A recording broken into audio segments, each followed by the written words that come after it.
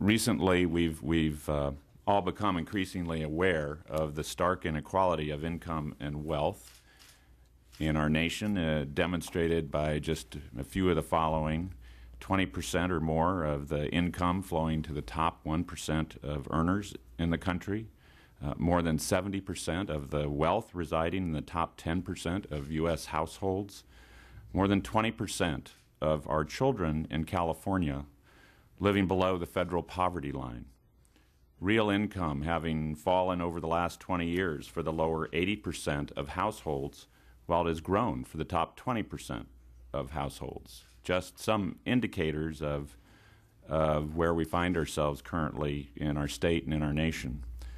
In part, certainly our attention has been drawn to these and related facts by the Occupy movement, which has focused attention on these disparities.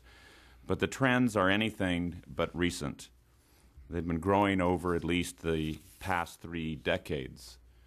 I saw firsthand, as a longtime Sacramento County supervisor, the growing need for safety net assistance to the impoverished and working poor. At the same time, the most affluent among us enjoyed the best times ever.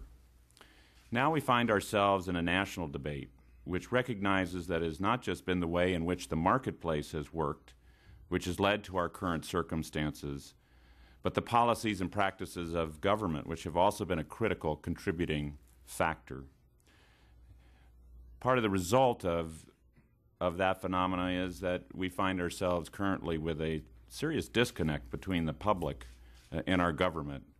One, I think, that's illustrated by the recent field poll finding that 40% of respondents felt it didn't make any difference in the next election whether Democrats or Republicans gained a majority in the Congress, because the trend continues to go in the same direction as far as a broad cross-section of the public can see.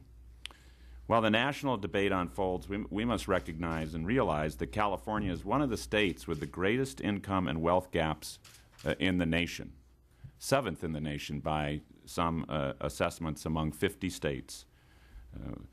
That means that, from my point of view, we can't simply stand by and observe the debate. Today, with the help of our distinguished panelists, we will explore how we got here. But beyond that lie much more crucial questions. Why does it matter? Why does it matter that we have these disparities? And what can we or should we do about it as a state, as legislators, as members of our community?